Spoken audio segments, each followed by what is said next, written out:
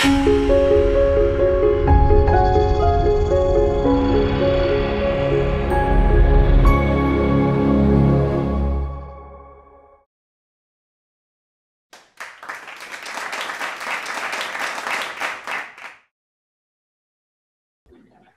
going to talk about undercurrents of the global rediscovery of Ayurveda in the modern world, especially highlighting the contributions of Dharampal ji through his work, science and Indian science and technology in the 18th century, and how it helped and is continuing to help many experts from various disciplines to rediscover the contributions that India had made to the development of science and technology, and also in the field of medicine. So, especially in the last few decades, Ayurveda is gaining, global visibility. This is in spite of the fact that it is not yet recognized as a legitimate system of medicine or healthcare, except in India and a few neighboring countries. So, just to testify this, in the last year, on Ayurveda Day, about 10,000 individuals, that is in spite of the pandemic, from 75 plus countries, 150 plus locations, representing 60 plus organizations, joined together for Ayurveda Day. And there was a very serious deliberation on, the future development and contributions that Ayurveda can make for the development of global healthcare. Compared to other complementary and alternative medical systems and practices, Ayurveda has taken longer than even Chinese medicine in finding a place, in the global healthcare scenario, under the umbrella of what is today known as complementary and alternative medicine. The World Health Organization, National Institutes of Health, all these include Ayurveda in their 5-year plans for development of complementary and alternative medicine. Now, of course, the focus is on integrative medicine. So it's also very interesting to see, and I'm also involved in some of these initiatives, that Ayurveda is becoming visible in many leading universities around the world, like some of the universities, the Baxter University in the US, Southern California University of Health Sciences. These are universities that are offering courses in Ayurveda, the University of Essen-Duisburg in Germany, University of Latvia, and there also Ayurveda program at the Charité Medical University in Berlin. So these are the various countries. I'm not sure if it is readable, but there's just a symbolic representation. We don't need to really see all the details here. The global presence of Ayurveda over the last decades have been, increasing. And we also see Ayurveda included in the strategic vision of National Institutes of Health and World Health Organization. And it's very interesting that along with Chinese medicine, Ayurveda has been accorded the status of a whole system medicine, an independent medical system, and not just, some medical practices. So we also see that in many leading universities, in integrative medicine centers, there are practitioners of Ayurveda, there are Western trained doctors, MDs, who are taking to the practice of Ayurveda at the University of San Francisco, University of California, San Francisco. We have an integrative oncologist who's incorporating Ayurveda into his practice. In Germany, at the Charité Medical University, a rheumatologist incorporating Ayurveda into his clinical practice. So this is just an indication of the fact that even if it is slow and a long-drawn process, Ayurveda has slowly been making inroads, into many countries in the world, overcoming resistance and regulatory hurdles. But, you know, these are just modern shoots that have ancient roots, and the global discovery of Ayurveda can be traced to historic times. And this is one feature of the evolution of the Ayurvedic tradition that I would like to highlight, is this remarkable continuity, not only of the development and survival of Ayurveda in India itself, but also its global spread. So Ayurvedic classical texts were translated into the Chinese in the 5th century Common Era, into Arabic and Persian around the 8th century, and through Arabic treatises, Ayurveda reached Europe definitely in the 12th century, much before, you know, the colonial period. And the Italian Branca family of Sicily and Bologna were much influenced by Susruta's surgical techniques, which were described by the Arabic physicians. So the contacts with China is very interesting. There appears to have been significant exchange of knowledge. It's very difficult to really understand who influenced the other. You know, pulse diagnosis, acupuncture, even advanced methods of pharmaceutical processing.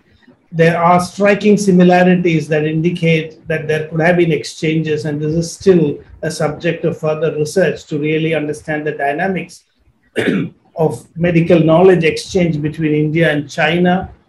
There is also evidence of contacts with Greece, and even during the invasion of Alexander, I mean, Alexander was especially impressed by the snake poison healers in India, and it is believed that he took back many physicians to Greece. Contacts with Arabia and the translation, as I was mentioning, of Ayurvedic classics into Arabic and Persian. And then also in the pre-colonial and colonial period, the contacts with Europe also became very strong, and I will go into a little bit more details about this exchange of knowledge at the eve of the colonial period as I move forward. So classical Ayurvedic texts also mention medical practices of other countries like China and Greece, and Charaka Samhita is aware of diverse approaches to medicine and healthcare that was prevalent in the ancient world. So this is perhaps one of the earliest references to medical pluralism that we see in Charaka Samhita, which says, Vividhani hi shastrani bhishajam pracharanti loke. In this world, there are multiple approaches to healthcare and medicine, you know, that are in vogue. And so the undercurrents of the modern global discovery of Ayurveda can actually be traced to ancient periods. And even in the beginning of the colonial period, Ayurveda continued to influence and inspire the visitors to this country from Europe. And up until the point when, you know, through political strategy, Ayurveda was beginning to get subjugated, and, you know, these memories almost completely wiped out from our minds. And it is at that point that, you know, the contributions of Dharampalji, you know, made a very significant difference.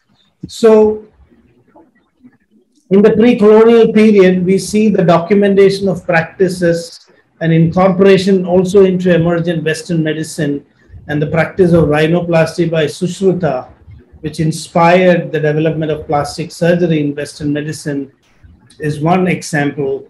And at around this time also was this documentation of the amazing practice of inoculation for smallpox, which I will discuss a little bit more towards the end of my lecture.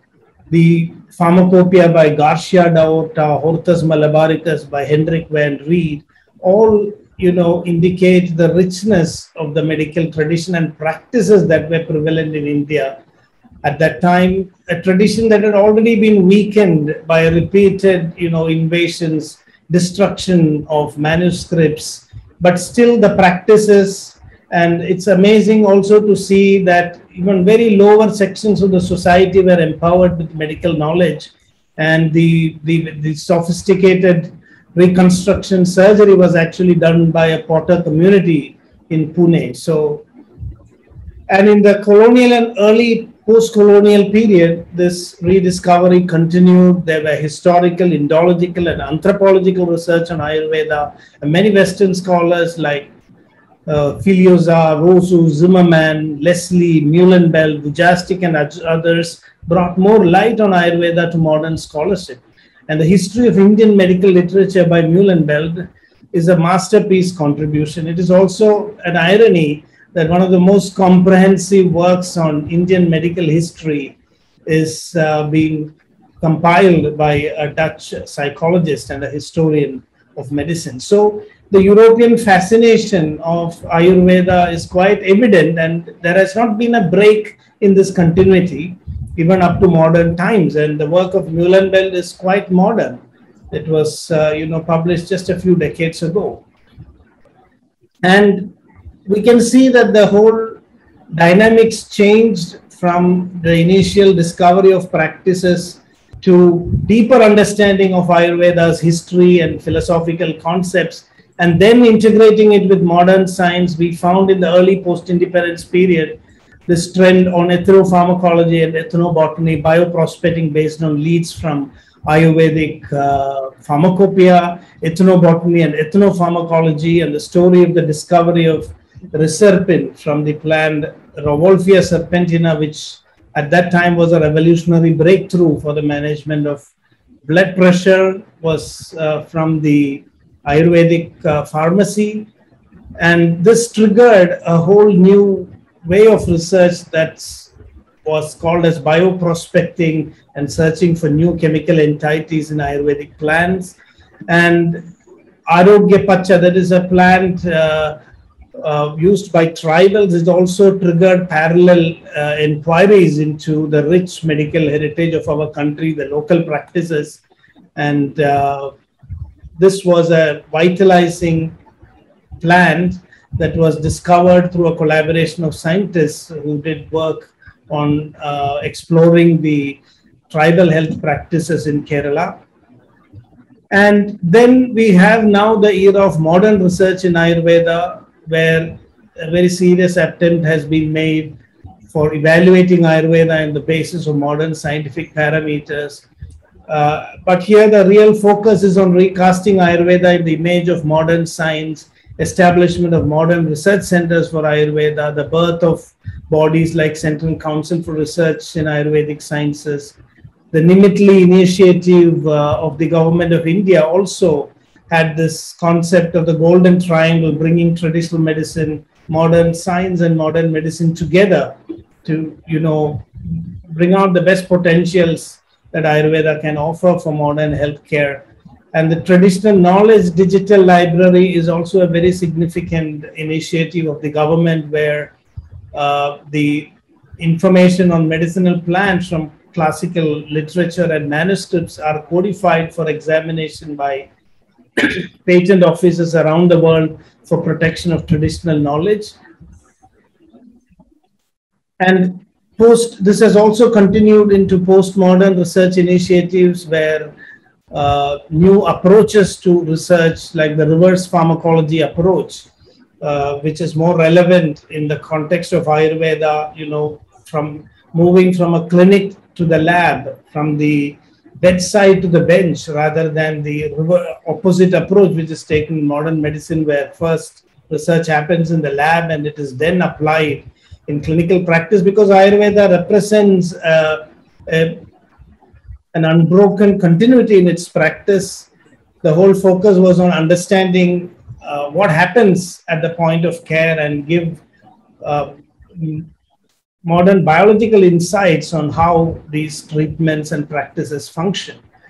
So, but in much more recent times, the attention is shifting towards the perception that, this is what I tried to hint also when I mentioned that in the strategy vision of NIH and WHO, that Ayurveda is being acknowledged as a whole system approach to healthcare, an independent medical system which has its own theoretical and epistemological premises. Although this perception is still in its infancy. I think this is very, very important when we think about the future of the development of Ayurveda in the global health scenario, that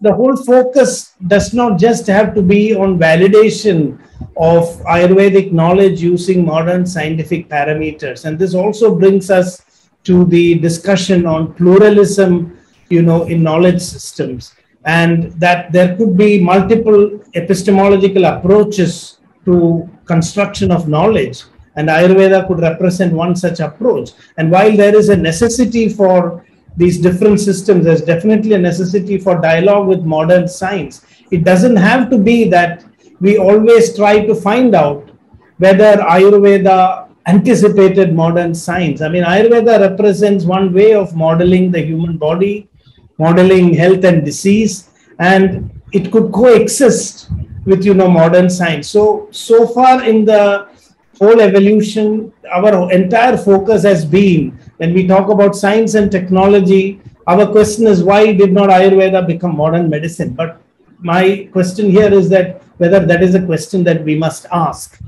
So with this background, I would like to bring into context the contributions of Dharampalji. We can see that this whole global rediscovery of Ayurveda can be traced into the ancient past and has been happening. I mean, this continuity has been unbroken, and the Dharampalji's work came at a very critical juncture, and I will get into that. We have, at the early beginnings of the colonial period, Garcia Da'orta, who was a Portuguese Renaissance Jewish physician. He was a herbalist and naturalist, and his encounter with the traditional practitioners in India, he was in the Goan region, and this is also quite revealing. He was absolutely taken aback by the efficacy of the local remedies, and he even recommended local physicians to treat, the Portuguese people who came to India and were finding it difficult to cope with the climate and the food and the different environment here. And his book on simples, herbs used singly, and drugs, which was published in 1563, is one of the earliest treatises that reveals the wealth of medicinal and economic plants of India. And this was translated into Latin and was widely used as a standard reference text on medicinal plants. So it is quite evident that there has never been a break in the dissemination of Ayurvedic knowledge to the outside world. And even during the colonial period, when there was a lot of suppression of Ayurvedic knowledge and the pretension that, Ayurveda and these traditions didn't exist, the exchange of knowledge was still happening. The Hortus Malabaricus is another great work, which was commissioned by a Dutch governor by name Hendrik van Ried, and he collaborated with a local physician named Itti Achuden. And, this compilation about the medicinal plants of the Malabar region of Kerala is an amazing work. And this is very rich because all these documentation of the clinical practices show that there is a big gap between what is written in the text and what was actually practiced. And if you put things in perspective, we see that Ayurveda was continuously innovating. There are so many practices that we see in the local traditions, in local manuscripts, which are not recorded in the classical Ayurvedic texts, which means that Ayurveda was continuously adapting and innovating. And the Hortus Malabaricus is witness to the discontinued discovery of the medicinal properties of plants in different regions of India. And there is also another lesser known work of the Medicus Malabaricus. Currently, a group of scholars in Germany are actually working on this. I think I will have to conclude soon because I may be overshooting my time. So in the next few minutes, this is a work also of the Tamils. If Hortus Malabaricus is representing Kerala, the Medicus Malabaricus represents Tamil Nadu. And a group of scholars in Germany are now working on it, and we are also having a meeting in September to do further research work on this. So it's quite amazing that how scholars, many Indians are not aware of the medical malabaricus, and even I had to know about this through the contact with a German scholar, and this manuscript is preserved in Germany. There is a German translation, but not yet an English, translation of this work. And then, of course, rhinoplasty. This was amazing. In the next few minutes, I will try to conclude. The interesting aspect of rhinoplasty when we talk about technology is also that the rhinoplasty that was witnessed by the European surgeons, when they saw a nose being reconstructed by potters, it was completely astounding for them. And what we find is that there is a very big innovation from Sushruta's technique. Sushruta advised, using a piece of skin from the cheek, turn it around to the or to fix the severed nose, but the potter community was actually using a piece of skin from the forehead, which was even actually better. So it showed that there was an innovation and improvisation of an old technique. And to put this in perspective, nose reconstruction was attempted in Europe also for many centuries. And one of the prevalent methods was actually to use the skin from the arm, and the patient is tied with a bandage and has to remain like that for about 40 days. It's a really tough ordeal to have your arm fixed onto your face. And after the healing is over and when the arm is removed, when you sneeze, the nose would actually fall off. So in Europe, this discovery of rhinoplasty, of using skin from close to the the wound, was really revelatory, and this led to the development of plastic surgery in Europe. But the real focus of our discussion today is smallpox vaccination, but for Dharampalji's monumental work, Indian Science and Technology in 18th century, we would have perhaps not known about this practice. Today it might have just faded from our memories. I still remember even modern scholars like Professor M.S. Valiathan, when he took to Ayurveda, one of the first articles he wrote was about Tika, or smallpox vaccination. And what is interesting here is that, again, the smallpox vaccination is not a practice that we can see in the classical Ayurvedic text. There is absolutely no clue where this came from. And at the level of practice, medical traditions were continuously innovating. And what is interesting here is that they also had a interesting theory about this whole smallpox vaccination, including the hypothesis of the presence of animalculae that are, passing through the air, microorganisms. This has been recorded by Holwell in his account for the College of Physicians in London, and that he also points out that this practice, when it was followed, religiously, never failed. It was so effective in preventing an outbreak of smallpox inoculation. So, what we see here is that the Ayurvedic tradition is organized on this framework of Tattva, Shastra and Vyavahara. Tattva means the principle or the truth, Shastra is the theory, and Vyavahara is the practice. So if you look at the whole tradition of Ayurveda, to put things in perspective, we must look at it within this framework. In the accounts of Europeans, in the accounts of Dharampalji's monumental work, what we see are the continued innovations that happened at the level of Vyavahara or practice, which perhaps was inspired by, more stronger foundations that are preserved partially in some of the classical texts that are available to us today. So, if we bring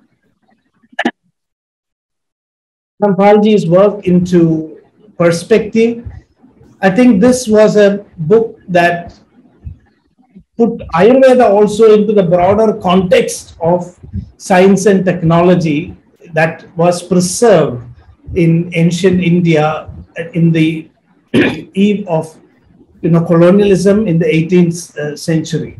And a book that, as was already mentioned in the words of Claude Alvarez, continues to have an electrifying effect. Excuse me.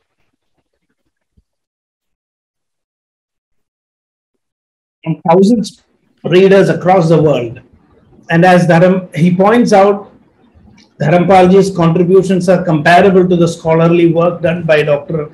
Joseph Needham for Chinese scientific tradition. So let me just conclude. I'm just skipping a few slides.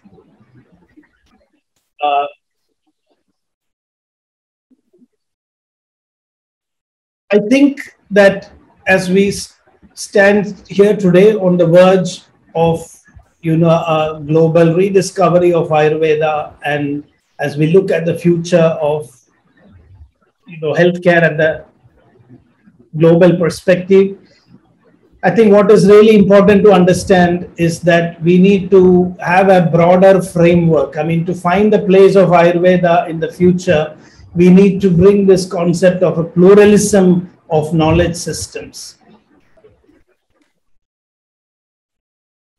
So Ayurveda, we cannot say that Ayurveda represents a complete medical knowledge that anticipated everything possible in medical science. I mean, that is not what should be our focus when we look at the contributions, of this medical tradition.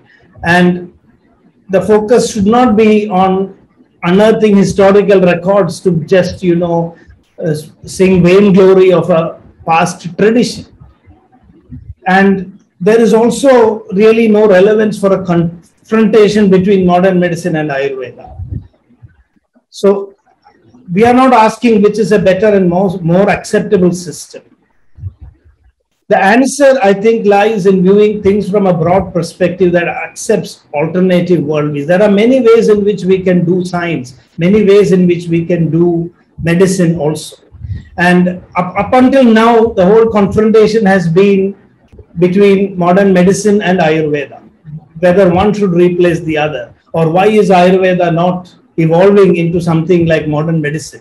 And that evolving into modern medicine is the future for Ayurveda. I think that perspective has to change.